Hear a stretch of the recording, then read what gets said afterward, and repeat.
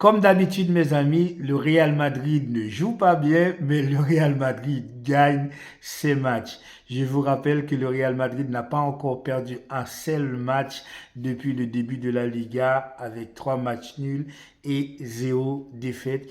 Ils ont gagné sur le terrain de Celta Vigo sur un score de 2 buts contre 1. Le premier but a été marqué, bien entendu, par l'inamovible Kylian Mbappé sur une offrande de la défense de Celta Vigo. Et le deuxième but, bien sûr, c'est Vinicius qui va le marquer sur également une offrande exceptionnelle de la part de Luka Modric. À l'âge de 85 ans, eh bien, qui continue encore à nous régaler dans le monde du football.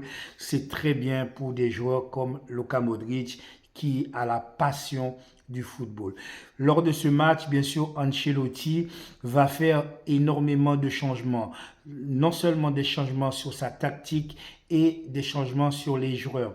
Sur la défense, il va garder bien sûr Militao associé avec Rudiger, mais à droite, c'est Lucas Vázquez, capitaine, qui va prendre la place de Dani Carvajal blessé et sur le côté gauche, il va remplacer Ferland Mendy par Fran Garcia. Mais là où il va y avoir une espèce de nouveauté, c'est le positionnement de Tchouaméni qui va être quasiment sentinelle devant la défense, ce qui va permettre au Real Madrid, par exemple, de jouer tantôt à une défense à 4 et tantôt à une défense à 5. Et on voit de très souvent, lorsque, par exemple, Lucas Vázquez monte ou Fran Garcia monte, ou même Rudiger lorsqu'il monte, eh bien, qui va faire le boulot au milieu de la défense? Ça va être à chaque fois Tchouaméni. Le positionnement de Tchouaméni a été très très bon. On voit que Tchouaméni, lorsqu'il joue dans cette position, il est nettement meilleur que quand il joue quasiment au milieu de terrain. Là, il était assez bas. À chaque fois, il apportait son soutien à la défense et il jouait également en soutien de Jude Bellingham qui fait un boulot exceptionnel au niveau du milieu de terrain. On voit que dans ces dispositions, c'est quand même Jude Bellingham, à mon sens, qui fait vraiment le travail le plus ingrat parce qu'il ne peut pas produire. Il est là vraiment pour récupérer des ballons et pour lancer les joueurs de devant. Jude Bellingham, on connaît le Jude Bellingham qui marquait but sur but au début lorsqu'il est arrivé et que Vinicius n'était pas là. Et bien là, maintenant, il a un positionnement un petit peu plus en retrait. Pour l'attaque, c'était Vinicius qui était associé avec Kylian Mbappé et puis Valverde. Eh bien, on voit bien que malheureusement pour Rodrigo, c'est Rodrigo qui paye les pots cassés. C'est Rodrigo à chaque fois qui se retrouve sur le banc.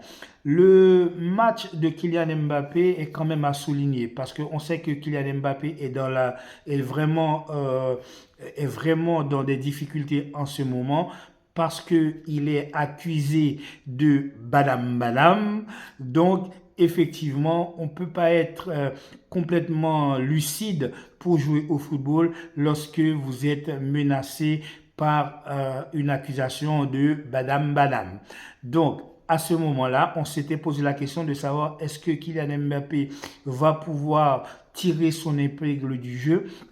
Le match de Kylian Mbappé, pour moi, c'est un match qui est un peu en dents de scie. S'il n'avait pas marqué ce but, eh bien, son match aurait été totalement raté parce que l'ensemble, la quasi-totalité des ballons touchés par Kylian Mbappé, sinon un ou deux ballons, ont été des ballons perdus. À chaque fois, il n'a pas su faire la différence. À chaque fois, il s'est fait prendre le ballon. Mais force est de constater pour un numéro 9, eh bien, cette fois-ci, il était dans la bonne zone, dans le bon positionnement lorsque le joueur de Celta Vigo donc, a raté sa balle et qui est revenu sur Kylian Mbappé. Eh bien, il ne s'est pas posé des questions, il s'est mis en position de tir et il a délivré une frappe monumentale, ce qui a permis à Real Madrid eh bien, de mener 1-0 très tôt dans le match. Mais malheureusement, après cette action de Kylian Mbappé, mais toutes les autres actions de Kylian Mbappé vont être annihilé par les défenseurs du Celta Vigo. Il faut reconnaître également le match de Thibaut Courtois est un match fantastique parce que sans ce gardien de but, sans Thibaut Courtois, je pense que Celta Vigo n'aurait pas marqué un seul but, mais aurait marqué au moins 3 voire 4 buts parce qu'il y a quand même 3 actions qui ont été arrêtées par Thibaut Courtois. C'est vraiment des arrêts exceptionnels. Il faut reconnaître également que les attaquants de Celta Vigo n'ont pas fait preuve d'efficacité, n'ont pas fait preuve de chirurgicalité devant la défense du Real Madrid. Mais c'est vrai, il faut reconnaître que le match de Thibaut Courtois est un match XXL. Sans Thibaut Courtois, je pense que le Real Madrid aurait encaissé plusieurs buts. Il faut souligner également la rentrée exceptionnelle de Luka Modric associé avec Rodrigo. On voit que ces deux joueurs vraiment sont des joueurs très déstabilisants. On connaît le jeu de Luka Modric, on connaît son toucher de balle, on connaît son efficacité au milieu de terrain à avoir,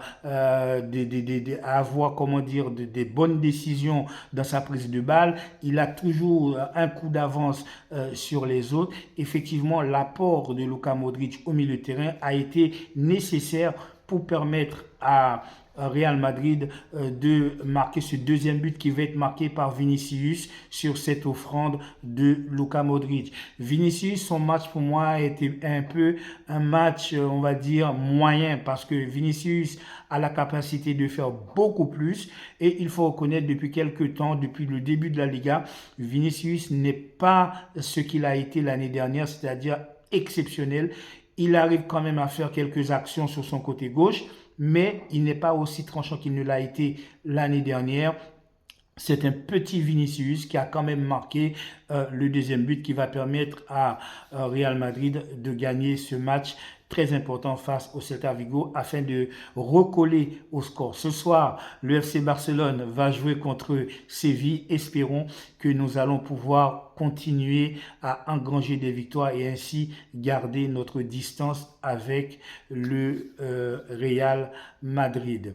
Bien sûr, sinon, match on va dire, moyen, pour moi en tout cas, du Real Madrid. Real Madrid a gagné, certes, mais Real Madrid n'a pas fait un très grand match parce que il faut reconnaître que le Celta Vigo a très bien joué. Ils n'ont pas du tout joué le jeu qui consiste à mettre un buste devant leur défense.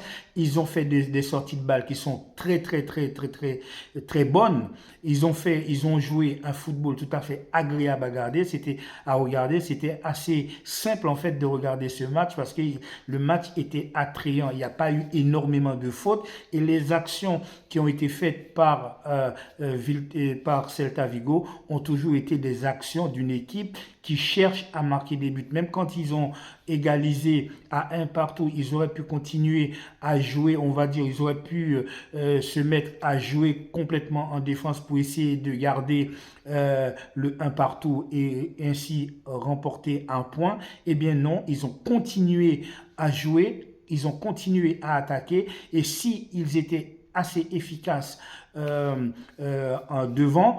Si Thibaut Courtois n'était pas dans un très grand jour, le Real Madrid aurait pu encaisser non pas un but, mais au moins 2 voire 3 buts.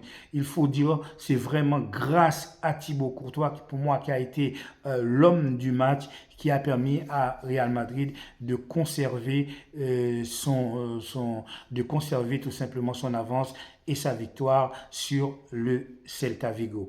Je vais quand même prendre le temps de revenir un petit peu sur le cas Kylian Mbappé.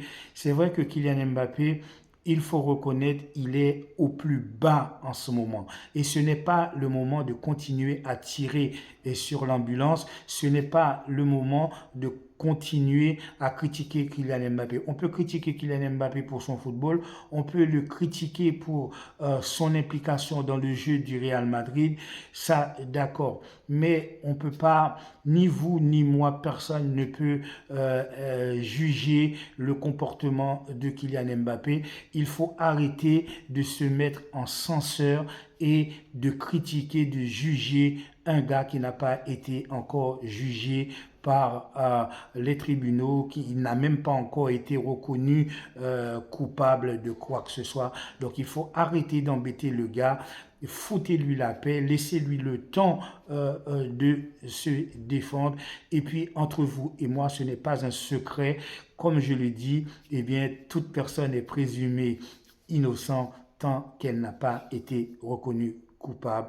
Et pour l'instant, Kylian Mbappé est innocent des accusations qui sont portées contre lui. Et entre vous et moi, j'ai du mal à comprendre qu'un gars comme Kylian Mbappé puisse faire l'objet d'une telle accusation. J'ai du mal à comprendre que Kylian Mbappé puisse commettre les choses dont on l'accuse, le badam badam. Donc voilà, c'est tout pour ce match que Real Madrid donc, a remporté comme d'habitude sur un score de 2-1.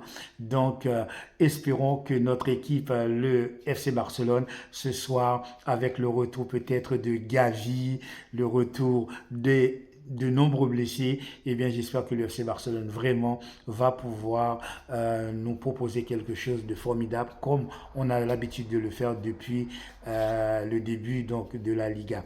Je ne sais pas si Szczęsny va pouvoir commencer son premier match. J'entends ici et là, bien que Hansi Flick aurait déjà décidé que Iñaki Peña serait le gardien principal et Szczęsny son remplaçant, puisque Ter Stegen est lourdement blessé. Je vous avoue que je n'ai aucune confiance en Iñaki Peña. Franchement, j'espère que ce ne sera pas lui dans les buts. Mais bon, si Hansi Flick décide de lui faire confiance, on va faire confiance à Hansi Flick. Voilà, c'est tout pour aujourd'hui, mes amis. N'oubliez pas de liker, de commenter et appuyer sur la petite cloche de notification pour avoir l'ensemble de mes vidéos.